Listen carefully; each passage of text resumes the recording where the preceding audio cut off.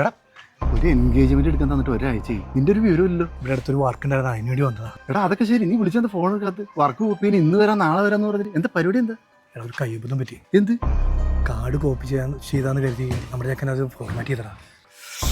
നീ എന്താ പറയണെന്ന് നല്ല ബോധമുണ്ട് നിനക്ക്? കുറെ റിക്കവർ ചെയ്യാൻ നോക്കിയാ നമ്മളവിടെ, പക്ഷെ പറ്റണ്ടായില്ല. എടാ MLA സിനിമാക്കാരൊക്കെ പങ്കെടുത്തൊരു വലിയ പരിപാടിയായിരുന്നത്. എനിക്കാണെങ്കിൽ അന്ന് വേറെ പരിപാടിയിൽ പെട്ടുപോയി ഞാൻ. നീ ഇത് എന്ത് പരിപാടിയാ? പറ്റിപ്പോടാ. എടാ അവനല്ലേ? അയ്യോ ഗോപു. എന്നാടാ ഉവേ 2 ദിവസമായിട്ട് നിന്നെ വിളിക്കുക, നീ എന്താ ഫോൺ എടുക്കാത്ത? പണ്ട് തിരിച്ചിട്ടാ അളിയാ എൻഗേജ്മെന്റ് ഒക്കെ അടിപൊളിയല്ലേ? വീട് കളിയാ.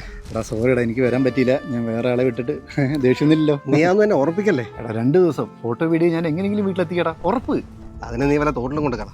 എടാ നീ ദേഷ്യപ്പെട്ടല്ലേ? എടാ ടെക്നോളജിന് എന്തെല്ലാം കിടക്കണം, നമുക്ക് എന്തെങ്കിലും വഴി ഉണ്ടാക്കാന്നേ. ടെക്നോളജി ഇതിൽ എന്നെ ചെയ്യാനാ? അല്ല അതും ശരിയാണ്, ടെക്നോളജി ഇത്രയൊക്കെ ഉണ്ടായിട്ടും അവള് വേറൊരുത്തനുമായി കമ്മിറ്റഡ് ആയത് ഞാൻ അറിഞ്ഞില്ലല്ലോ. Bloody fool. എന്ത് മനസ്സിലായില്ല? അവൾ എന്നെ തേച്ചിട്ട് പോടാ. അത് നന്നായി. എന്ത് നന്നായി? അല്ല ഞാൻ അതല്ല ഉദ്ദേശിച്ചത്, കല്യാണം കഴിഞ്ഞിട്ടാണെങ്കിൽ ഒന്ന് ആലോചിച്ച് നോക്കി. എന്തായാലും പോയത് പോയി. ഞാൻ എന്തായാലും 2 അടിക്കാൻ പോവാ, നീ വരുന്നോ? അല്ലടാ എനിക്ക് വർക്കുണ്ട്. ശരി. അതെ, ഞാനൊന്നും അറിഞ്ഞില്ലെന്ന് കരുതരുത്. പെട്ട് കൂട്ടേൻ്റെ വർക്കിന് 5 ദിവസം അഡ്വാൻസ് വാങ്ങിയതാണ് വന്നത്.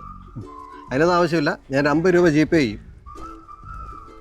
അളയാ അടുത്ത വണ്ടി സെറ്റ് ആകുമ്പോഴേ ഞാൻ വിളിക്കും, വന്നേക്കണം. ഉറപ്പ്. ഉണ്ണി വണ്ടി കയറാം. അവസ്ഥകള് അങ്ങനെ പോയാ പോയി. എടാ ഒരു കാര്യം പറയട്ടെ. ഇവിടെ ഇത്രയൊക്കെ ആയ സ്ഥിതിക്ക് ആ വർക്കിന്റെ എക്സ്പോസിങ് കാശ് കിട്ടിയിരുന്നെങ്കിൽ.